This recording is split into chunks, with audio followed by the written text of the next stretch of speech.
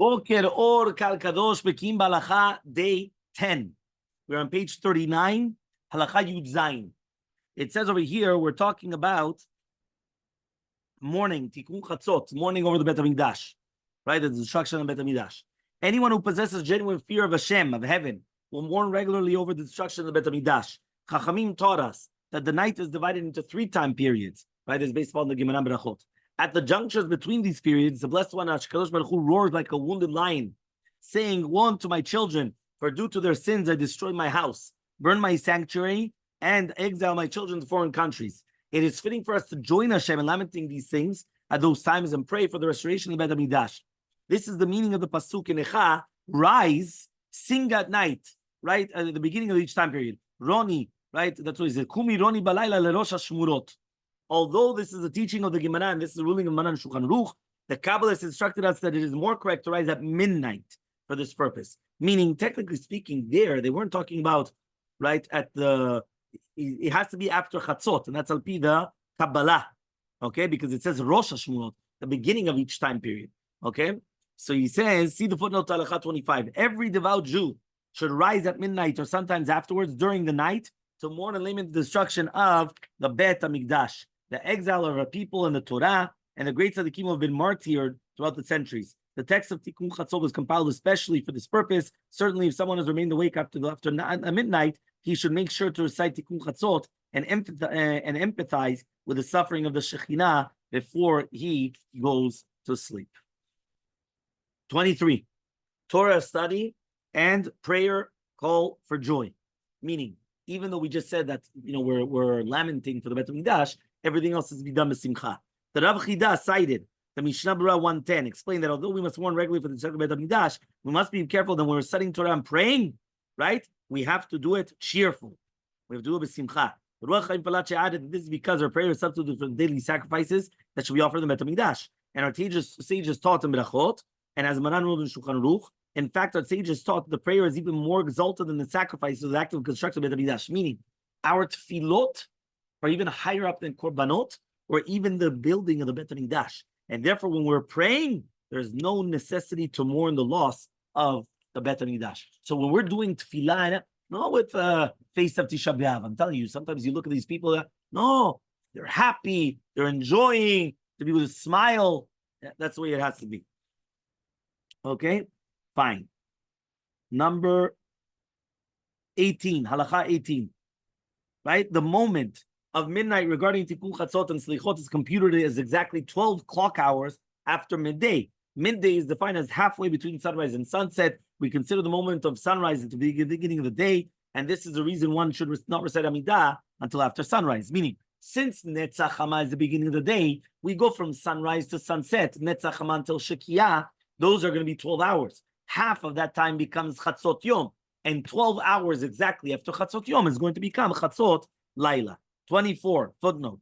Maran the Rishon LeZion ruled that one must not recite the Amidah of Shachrit until after sunrise. But if someone said it after dawn, he fulfilled the mitzvah. Again, with the Abad, he doesn't have to repeat it. Likewise, in the situation that when someone will not be able to pray after sunrise, he could do it after Amud Shachar, after dawn.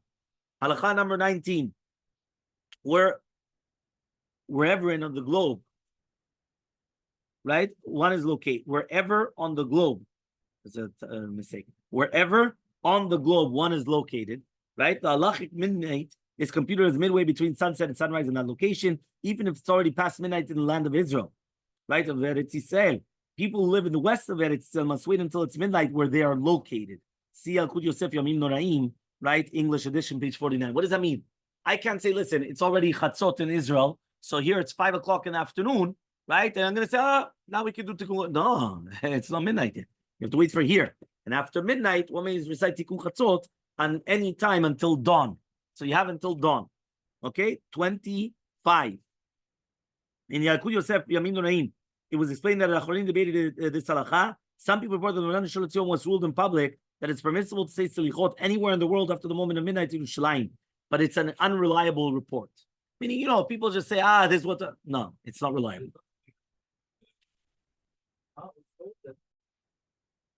The Halacha Berurah ruled that there is a halachic basis to prevent people in countries west of the land of Eretz to recite Tikkun Hatzot somewhat before midnight in their locale, since it's after midnight in Yerushalayim.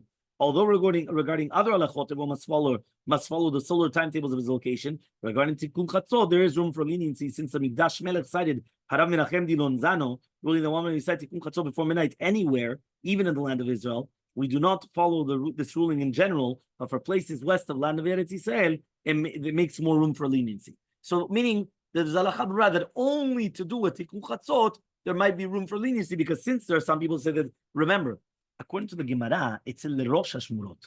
Rosh Hashmurot means the beginning of each one of those times. So if you divide the night into 3, right? So the first of the first watch is even before Chatzot. According to the Kabbalah, you have to do it after midnight. So technically, even though when you say the Gemara, you could do it for him. That's what he's just saying, that if in Eretz Yisrael, it's already going to be Chatzot, so there is room only to do a Tikkun Chatzot, that you could be lenient. Okay? Halacha number 35, Lamed Hey. We're talking about now, fewer might be better, concentrating on the meaning. So many people have the practice of reciting various supplications and prayers, especially during the pre-dawn hours. It is better to recite fewer supplications while concentrating on their meaning than to recite many supplications without thinking about their meaning. Meaning, don't just try to, it's not in a question in the quantity, it's in quality.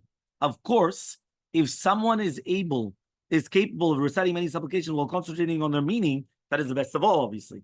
If someone recites a minimum supplications because he has no time for more, or because he knows that he's not going to be able to concentrate on the meaning if he recites lengthy prayers, Hashem will reward him equally as if he had plenty of time to recite many supplications with full concentration. This is the meaning of our sages' teaching, right? Both he who accomplishes much and he who accomplishes little are equal, right? As long as he's directing his heart, right, to Akadosh Baruch Hu. Okay, 1 second. You have, we have the footnote 36. Okay. So he comes and he says like this. He should preface the tikkun with vidui. Huh? There must be a mistake here somewhere, no? The footnotes are mistaken typo as well. So number 36, like what should be 26, but 36 it's written. Oh, no, wait 1 second. Regarding Torah study, the Rabbi wrote that this principle applies to Torah study as well. What does that mean? When we just said now that it's better a little bit of kavanah, right, and so on and so forth, so therefore, right, I just understood what happened, by the way, guys, gentlemen. They skipped out purposely. They went from halakha yutet, they skipped out to halakha lamed hey, meaning from 19, they skipped out to 35. Remember, this is based upon the Yalkut Yosef. So therefore, they took out pieces and they put it in this book. So therefore here, from halakha 19, when they finished halakha 19, they went to 35. And that's why the footnote is 36. And therefore, even though you're right, until shortly before dawn, that's probably, I don't even know if that might just be from the previous, meaning that's not even part of what we're supposed to be doing, right? Even though, again, it's very complicating, like the way, but they skipped out. They purposely did it. Okay, I just realized it. So it says here like this. Rabbi wrote that this principle applies to Torah study as well. It is better, therefore, to study a limited amount of material and understand it well than to study a great deal of material with only a vague concept of the meaning. When a person comes before what? It's against Daf Yomi, but if you remember, we mentioned the concept of the Daf Yomi was not because of the Daf, it was because of the Yomi. Meaning it was a concept that it has to be fixed. And many times, and by the way, you should know, people, they see it nowadays. Do you realize that nowadays all the programs have the most success only because it's fixed? So you have a Smichat Chaver, it's fixed. Every single once a week, this amount of time. You have a Bekiim Bahalacha, it's fixed. Sunday to Thursday, this amount of time. Yep. Now, technically speaking, why doesn't it be fixed? Just learn you're supposed to learn halachot every day. What the fixed part is what makes a person have their seder, have their routine, and that's the most important part of it. And that's why Daf Yomi, what it did in the world was it put a routine that no matter what, everybody knows that they have to learn every single day. And they have to do a daf, and they have to do this. You know, that was the concept behind it. So he says, when a person comes before the heavenly court after he passes from the world, He's going to be asked whether he study Torah regularly. But he's not asked how much material he mastered. It is far better to study 5 chapters. Right? This is for Kinyam Masechta for you guys. Yeah, it's much better to study 5 chapters with a clear understanding than to study 20 chapters superficially. Yeah, Kinyam Masechta. I mean, Shabra added that the main thing is that each person do the best in studying Torah. Each person should study in the manner most productive for his intellect and his personality. Some people, they can't, right? Some people, they need quick. Some people, so it all depends on the person. The Al-Quyusay commented that it is permissible for someone to sleep as well all night and eat full meals so that you will be fully alert in order to learn Torah studies. And this is superior to denying oneself food and sleep and then having no strength to study with concentration. Right? That's why they always said that Talmidei Chachamim needed to eat meat and they needed this. Why? Because when you want to learn Torah, you need a lot of strength. You can't just, like that. Fine. Torah study versus reciting supplications, right? So this is basically the concept. Should I learn Torah or should I start saying another 20 tefillot? Yeah? So the Achronim stated that someone who's capable of deep and involved Torah study should limit the time he spends reciting extra non-essential prayers and supplications so that he can devote the time to study Torah. Meaning some people, they come and they start reading another 20 different things and this and that. You have a Gemara right in front of you. You're learning Torah. You're in a shiur, right? Pay attention to what you're doing, right? You shouldn't be doing that. The Kavachim stated that although the rabbis have instituted many different programs for daily Torah study, these programs are meant for people who need such a regimen.